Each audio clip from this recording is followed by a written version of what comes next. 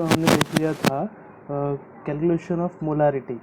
ठीक है, molarity basically हमने सारे कॉन्सेंट्रेशन को कैलकुलेट करने के जितने भी मेथड्स होते हैं वो सारा हमने देख लिया। तो उसके बाद हमने कुछ प्रॉब्लम सॉल्व किए थे।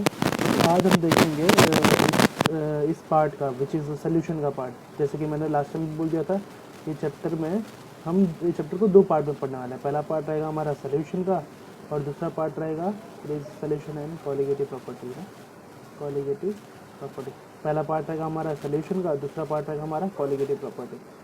तो सोल्यूशन होने के बाद we will going to see the colligative property, और जैसे ही सोल्यूशन होगा उसके बाद ही हम मूव कर सकते हैं कॉलिगेटिव प्रॉपर्टी पे। और एक बार कॉलिगेटिव प्रॉपर्टी हो जाए तो यहाँ पे इन दोनों के बीच में हमारा एक नया पार्ट ऑफ दिस चैप्टर है जिसको हम बोलेंगे सॉल्युबिलिटी।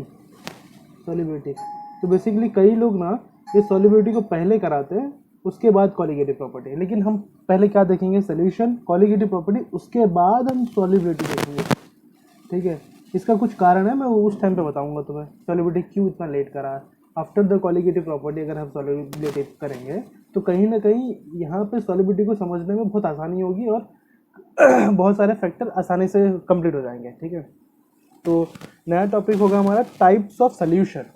अब सोल्यूशन का इंट्रोडक्शन तो देख लिया, उसके बाद हमने सोल्यूशन को मेजर करने के लिए अमाउंट ऑफ सॉल्यूट पार्टिकल को या कॉन्सेंट्रेशन को मेजर करने के लिए कई सारे मेथड्स भी देख लिए।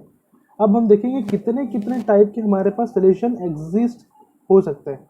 टाइप्स ऑफ सोल्यूशन, देखो टाइप्स ऑफ सोल्यूशन दो ढंग से क्लासीफाई किया जाता है। सोल्यूशन का अगर टाइप्स पूछ लिया जाए तो यहाँ पर दो ढंग से होता है। एक तो होता है on the basis of amount of solute particle ज़्यादा है कम है उस बेसिस पे होगा, और दूसरा होगा on the basis of phase of solute and solvent. ठीक है, बड़े ध्यान से पढ़ लेना। ठीक है, बहुत ध्यान से देखना। ठीक है, टाइप्स ऑफ सोल्यूशन अगर पूछ लिया जाए तो यहाँ पे दो ढंग से टाइप्स होते हैं। एक होता है अमाउंट ऑफ सॉल्यूट ज़्यादा होगा कम होगा या परफेक्ट कंडीशन में आ गया कि अब ये वो अमाउंट रीच कर चुका है जिसके थ्रू अब अमाउंट ऑफ सॉल्यूट और डिजॉल्व होगा ही नहीं। ठीक है, उसको हम बोलेंगे यहाँ पे amount of on the basis of amount of solute. तो यहाँ पे इसको क्लासीफाई करते हैं दो पार्ट में। एक होगा हमारा सैचुरेटेड सोल्यूशन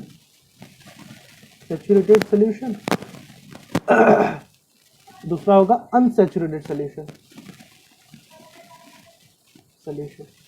अभी जो सैचुरेटेड सोल्यूशन है इसको, ये और कुछ नहीं, जब भी किसी भी सोल्यूशन में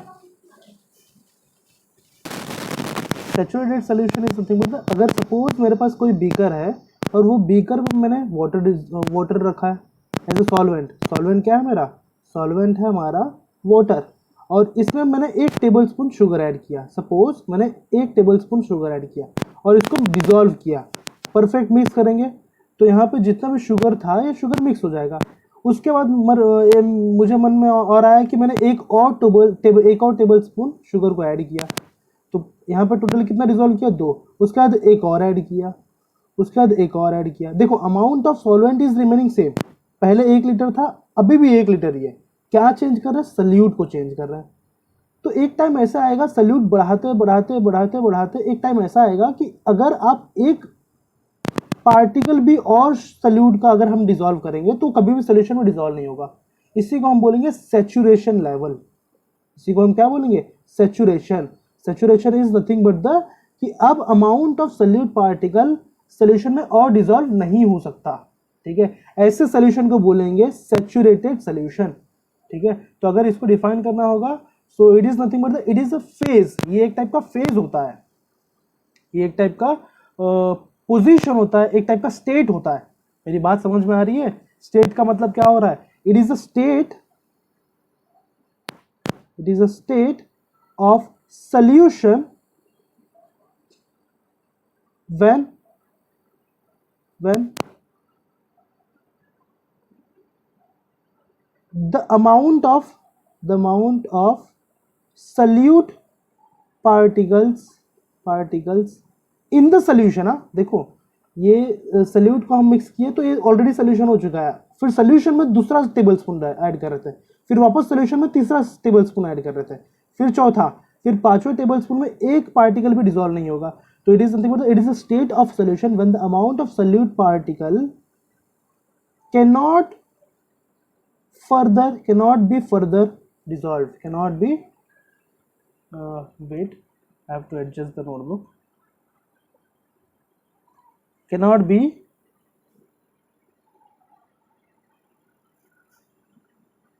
it is a state of the solution when the amount of solute particle cannot be further dissolved, ठीक है।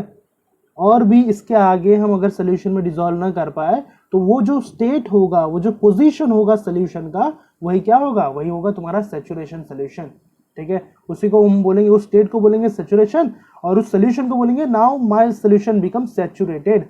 और एक नोट की एक पते की बात यहाँ पे लिख लेना कि तुम्हें पता है एक क्रिस्टलाइजेशन प्रोसेस होता है, क्रिस्टलाइजेशन इज अ प्रोसेस, ठीक है।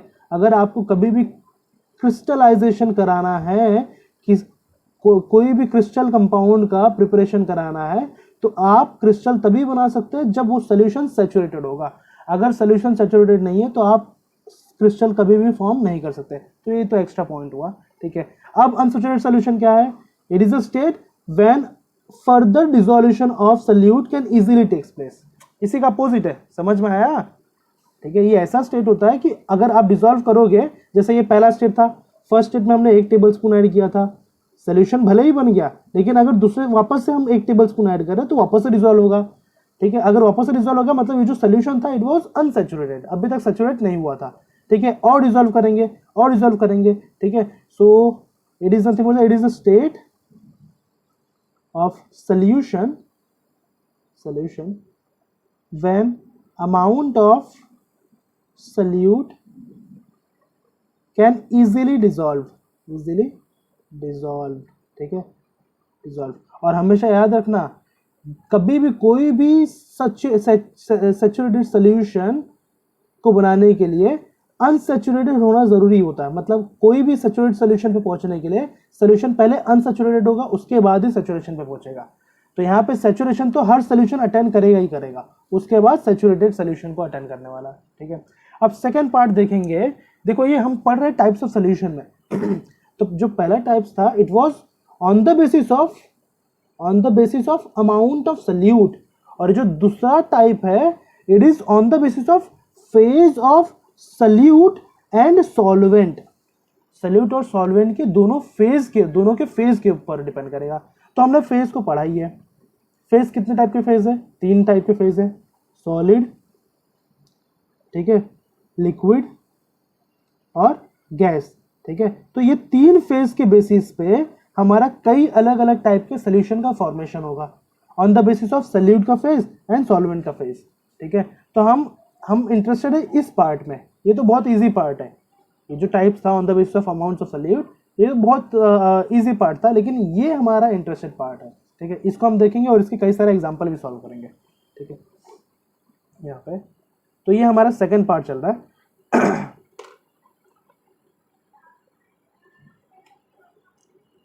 तो यहाँ पे मैं सोल्यूशन देख रहा हूँ, these are the solute, I should say solvent. ये हमारा सॉल्वेंट है, ठीक, ये हमारा सोल्यूट है और ये सोल्यूशन है। सोल्यूशन का एग्जाम्पल ध्यान से देखना। यहाँ पे मैं फेज लिखने वाला हूँ, अलग अलग फेज लिखूंगा। तो सॉल्वेंट का 3 फेज हो सकता है, सॉलिड, ठीक है, लिक्विड एंड गैस। क्लियर हुआ? सॉल्यूट का, सॉल्वेंट का 3 फेज हो सकता है, सॉलिड, लिक्विड एंड गैस, ठीक है। इसी ढंग से सॉल्यूट का भी कितना फेज हो सकता है? 3 फेज हो सकता है, सॉलिड, लिक्विड एंड गैस, ठीक है। अगर सॉल्वेंट सॉलिड है और सॉल्यूट भी सॉलिड है, ध्यान से याद रखना मैं क्या बोल रहा हूँ, सॉल्वेंट भी सॉलिड, सॉलिड भी सॉलिड, ठीक है। तो जो सोल्यूशन होगा वो भी सॉलिड फॉर्म में ही होगा। तो इसका एग्जांपल देखना है, तो इसका example is something with the alloys, metal alloys, metal के अलॉयज। एग्जांपल, बहुत बढ़िया एग्जांपल अगर देखना है तो स्टील क्या होता है? Steel is nothing but the, ये आयन होता है, और आयन में हम थोड़ा सा कार्बन थोड़ा सा वेनेडियम, थोड़ा सा क्रोमियम, थोड़ा थोड़ा ऐड कर रहे हैं, तो आयन तो क्या हो गया हमारा, सॉल्वेंट हो गया। ये जो कार्बन, वेनेडियम, क्रोमियम, ये सारे क्या हो गए, ये सारे हो गए हमारे सल्यूट हो गए। ठीक है, समझ में आया। तो हमने सॉल्वेंट में सल्यूट मिक्स किया, उसका क्या एग्जांपल बनेगा, मेटल अलॉयज। तो एग्जांपल उसमें से मेटल अलॉयज एक टाइप का अलॉयज है स्टील। ठीक है, तो अगर सॉल्वेंट सॉलिड है, सल्यूट भी सॉलिड है, तो सोल्यूशन क्या होगा, सोल्यूशन इज मेटल अलॉयज। दूसरा, अगर सॉल्वेंट सॉलिड निकला और सल्यूट लिक्विड निकला, सॉल्वेंट तो सॉलिड है लेकिन सल्यूट क्या है, सल्यूट हमारा लिक्विड है, इसका बढ़िया एग्जांपल क्या होगा, इसका बढ़िया एग्जांपल होगा अमलगम, मर्क्यूरी अमलगम।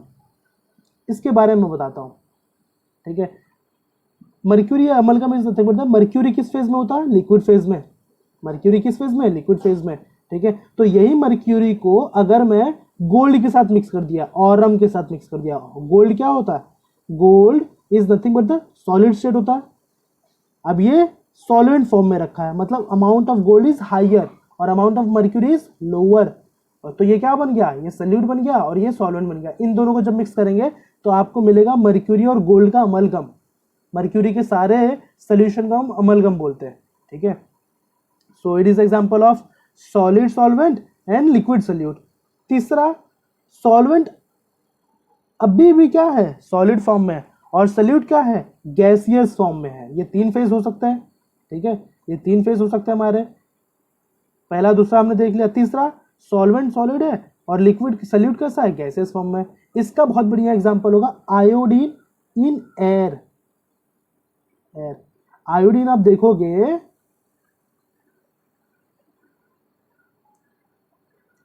ये जो आयोडीन है, ठीक है, ये iodine is in solid form. ये क्या होता है, सॉलिड फॉर्म में होता है, और ये मेरा सॉल्वेंट है और एयर इसके अंदर मिक्स होने वाला है। ठीक है, और आयोडीन गैस बनाने वाला है। तो ये iodine in air is example of solid solvent and gaseous solute का। ठीक है, तीसरा हम नेक्स्ट फेज देखेंगे लिक्विड का। नेक्स्ट जो सोल्यूशन बनाने वाले हैं, जहां पे हमारे सारे सोल्यूशन के सॉल्वेंट जो होंगे लिक्विड फेज में होंगे। ठीक है, अगर ये सॉल्वेंट लिक्विड फेज में है, सल्यूट अगर सॉलिड फेज में हुआ, तो इसका बेस्ट एग्जांपल है sugar solution. Sugar solution, sugar solution में वाटर क्या है, वाटर तो हमारे लिक्विड फेज में था, और वाटर क्या होता है, सॉल्वेंट होता है। तो सॉल्वेंट में हमने 1 टेबलस्पून शुगर ऐड किया, शुगर क्या निकला, सॉल्यूट निकला। ठीक है, तो लिक्विड सॉल्वेंट और सॉलिड सल्यूट, कौन सा एग्जांपल हुआ, शुगर सोल्यूशन। दूसरा, again still solvent is in liquid form, और मेरा सल्यूट क्या हुआ, सल्यूट को भी मैंने लिक्विड फॉर्म में रखा। इसका बहुत बढ़िया एग्जांपल क्या हुआ, अल्कोहल। अरे अल्कोहल में पानी मिक्स करते हैं ना, तो आई शुड से एक्वस अल्कोहल, एक्वस अल्कोहल। तो अल्कोहल को हम मिक्स करने के लिए वाटर यूज करते हैं। ठीक है, तो जो अल्कोहल होगा जनरली ड्रिंकिंग पर्पस के लिए यूज किया जाता है। तो aqueous alcohol is a form of example of liquid solvent and liquid solute, जहां पे दोनों कंपोनेंट कौन कौन से, वाटर एंड अल्कोहल, दोनों किस फेज में रहेंगे, लिक्विड में रहेंगे। वाटर एंड अल्कोहल मतलब सॉल्वेंट एंड सल्यूट दोनों किस फॉर्म में रहेंगे, लिक्विड फॉर्म में रहेंगे। वापस से इसमें सॉल्वेंट किस फेज में, लिक्विड फेज में, और सल्यूट किस फेज में, सल्यूट है गैसियस फेज में। सल्यूट अभी क्या है, गैसियस फेज में।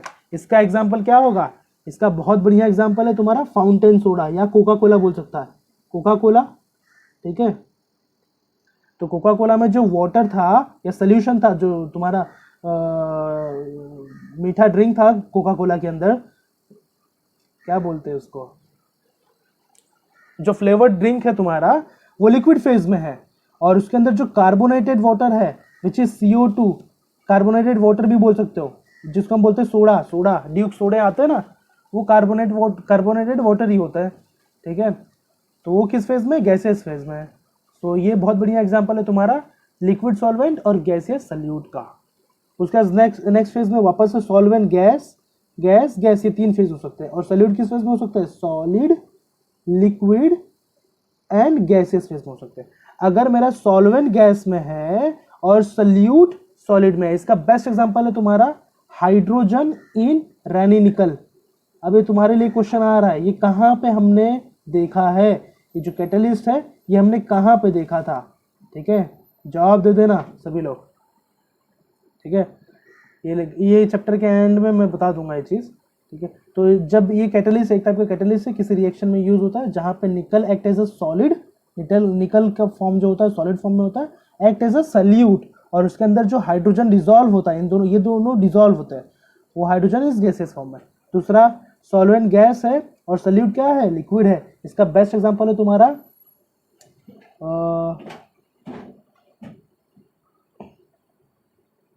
मॉइस्चर। मॉइस्चर पता है ना, मॉइस्चर क्या होता है, मॉइस्चर इज नथिंग, बोलते हैं ना हवा में मॉइस्चर बढ़ चुका है, एयर के अंदर वाटर के मॉलिक्यूल्स बढ़ चुके हैं, वाटर लिक्विड स्टेट में होता है लेकिन बहुत माइन्यूट फॉर्म में, वहाँ पे वाटर, मॉइस्चर में water is in liquid state, तभी तो ओस बनना शुरू हो जाता है, ठीक है। तो बेस्ट एग्जांपल है गैस, सॉल्वेंट है तुम्हारा और लिक्विड क्या है, वाटर था।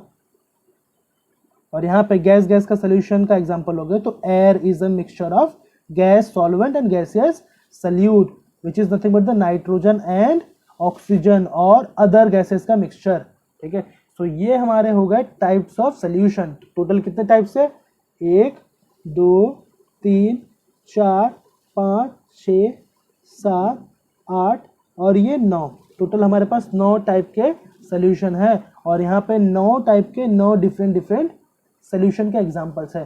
तो ये बहुत इंपॉर्टेंट है, कई बार एमसीक्यूज में ये एग्जांपल्स पूछ लिया जाएगा और आपको पूछा जाएगा ये इसमें से सल्यूट क्या है, सॉल्वेंट क्या है।